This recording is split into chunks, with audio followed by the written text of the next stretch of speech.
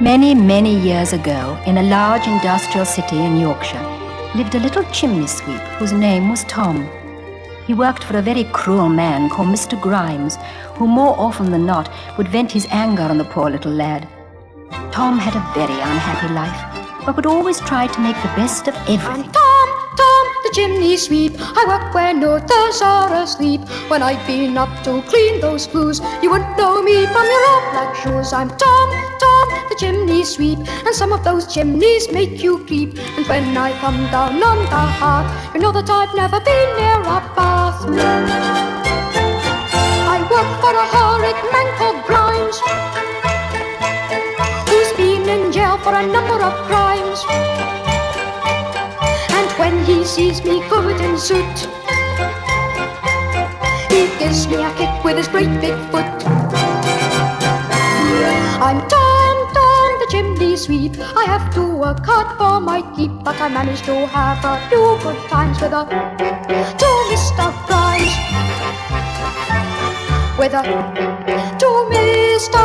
Grimes. One morning, Tom and Mr. Grimes got up very early. Grimes had orders to go to Sir John Hartover's house in the country to sweep the chimneys. Away from the town they went, Grimes riding on a donkey, and poor Tom walking behind, carrying rods, brushes, and a great big bag to put all the soot in.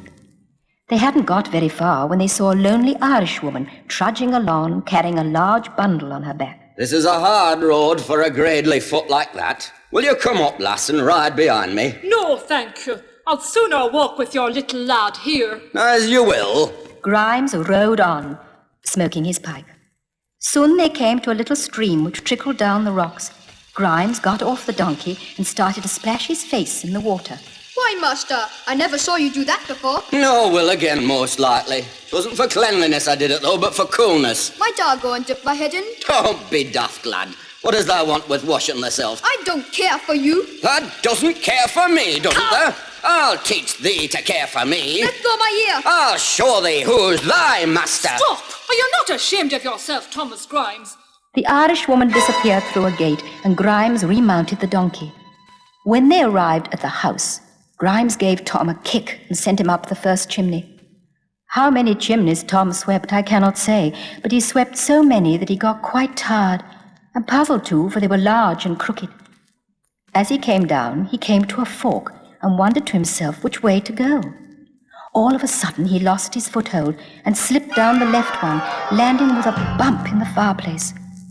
He found he was in a large room, and in a corner of it was a small bed, and in the bed was a little girl fast asleep. She was very beautiful. Tom walked over to her slowly and gently so as not to wake her. He stared down at her in amazement. Her cheeks were as white as the pillow her little head rested on, and her hair was golden. It lay sprawled all over the pillow and looked like threads of gold. As Tom stepped back in astonishment, he upset the fender and the fire irons. He was terrified and climbed through the open window, down a drain pipe, and ran off as fast as his legs would carry him through the park toward a wood. Through the wood he ran and out onto the great grouse moors, which the country folk call Hartover Fell. On and on he went till he came to a deep green and rocky valley. Utterly exhausted, he arrived at a pretty little cottage beside a stream, and there sat a dear old woman teaching the village schoolchildren their ABC. She sang an old, sad song which the children could not understand, but they liked it nonetheless for that. When all the world is young, lad, and all the trees are green, and every bull's a swan, lad, and every lass a queen, then hey for boot and horse, lad, and round the world away. Young blood must have its course, lad, and every dog his day. When all the world is old, lad, and all the trees are brown, and all the sport is stale, lad, and all the wheels are run down, creep home and take take your place there, the spent and maimed among. God grant you find one face there you loved when all was young, when all the world was young.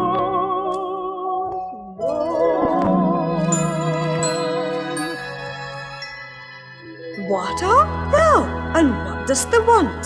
Away with thee, I'll have no sweeps here. Water, He's sick, poor thing, and a bairn, sweep a none. water. God forgive me, water's bad for thee. She gave Tom some milk and left him in an outhouse upon soft sweet hay and an old rug. But Tom did not fall asleep. He tossed and kicked and felt so hot all over that he longed to get into the river. I will be a fish. I will swim with the water. I must be clean. I must be clean.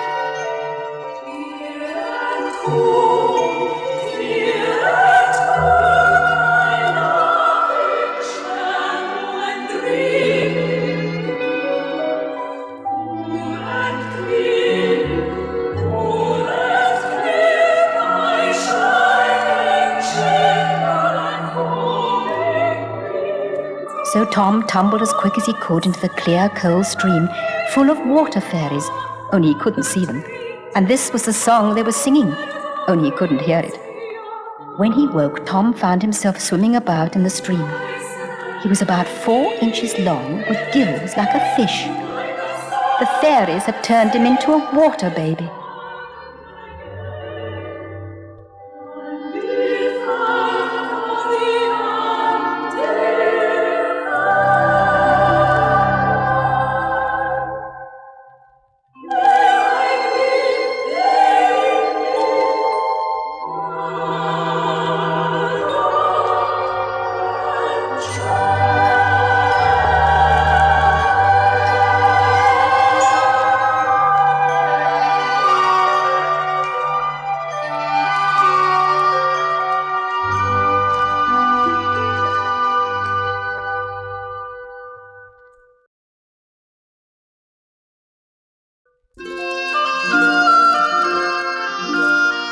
Tom had many adventures in the river where he was very happy, and all the time, although he didn't know it, he was watched over by the fairies. At last he was clean, and he had forgotten all his troubles. He teased the trout, made friends with the dragonfly, quarrelled with an otter, and chatted with a well-bred old salmon. I wish I were a fish, and a very handsome fish I'd know I'd be. I'd swish and swish, oh wouldn't it be delish, if every water weed became a tree. And from the deep I'd watch the salmon leap, and follow them down the river to be free. I wish and wish, but if I don't get my wish, there are plenty of other fishes in the sea.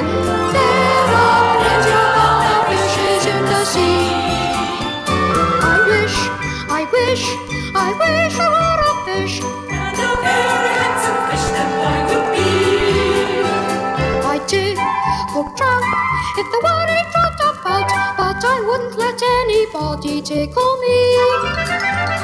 They'd wait and wait, but they never go near their bait, and end up on a plate for someone's tea. I wish and wish, but if I don't get my wish, there are plenty of other fishes in the sea. There are plenty of other fishes in the sea. But one day there came a great thunderstorm, and all the inhabitants of the river seemed to be in great excitement. Tom decided that he must go down to the sea. On his way, he had a very strange adventure. He saw a bright red flame advancing along the riverside. Just below the light lay 5 or 6 salmon looking up at the flame. Suddenly, he heard a human voice. Tuck that muckle fellow, lad. He's over 15 pounds, and keep your hands steady. Down came a pole through the water, and one of the salmon was speared. But at this moment, 3 keepers appeared and rushed on the poachers. A fierce fight took place, and with a hiss and splash, the man who held the flame fell into the water. Perhaps the water has made him fall asleep as it did me. Why, It's Mr. Grimes. Oh, dear me. Now he will turn into a water baby, and perhaps he will find me out and beat me again. Oh, dear. Oh, dear. He swam away quickly, but Grimes did not become a water baby. Tom swam on until he reached the sea. Now, you remember the little girl that Tom saw at Sir John Hartover's house? She was called Ellie, and she'd gone to the seaside with an old friend, Professor Pithmilspets. He was showing her all the curious animals that lived in the rocks. I don't care about all these things, Professor, because they can't play with me or talk to me. If there were little children in the water as there used to be. Children in the water, Ellie? Yes. Quite impossible. But why are there no water babies? Now, don't be silly, child. At that moment, the professor groped with his net under the weeds and caught poor little Tom. Dear me. Why, it must be a cephalopod. No, I'm not. It's a water baby. What fiddlesticks, my dear. The professor prodded Tom, who bit his finger till it bled. The professor yelled with pain and dropped Tom back into the water. Oh! Tom swam on out to sea until he came to St. Brandon's Fairy Island, where he found thousands of other water babies. He was very happy to have someone to play with. Often he got up to mischief, teasing the crabs and putting stones in anemones' mouths. He was punished by the ugly fairy, Mrs. Bedumby As You Did, and because he was sorry and promised not to be cruel to the little creatures again, he was kissed and cuddled by the most beautiful fairy, Mrs. Do As You Would Be Done By. Don't go away, Mrs. Do As You Would Be Done By. I've never had anyone to cuddle me before. Don't go away. You've not sung us a song. Well, I've only time for one. Which shall it be? The doll you lost. I once had a sweet little doll, dears, the prettiest doll in the world. Her cheeks were so red and so white, dears, and her hair was so charmingly curled. But I lost my poor little doll, dears, as I played on the heath one day. And I cried for her more than a week, dears, but I never could find where she lay.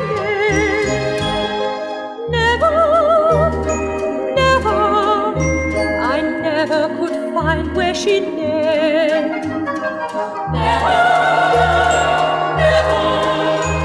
I never could find where she lay.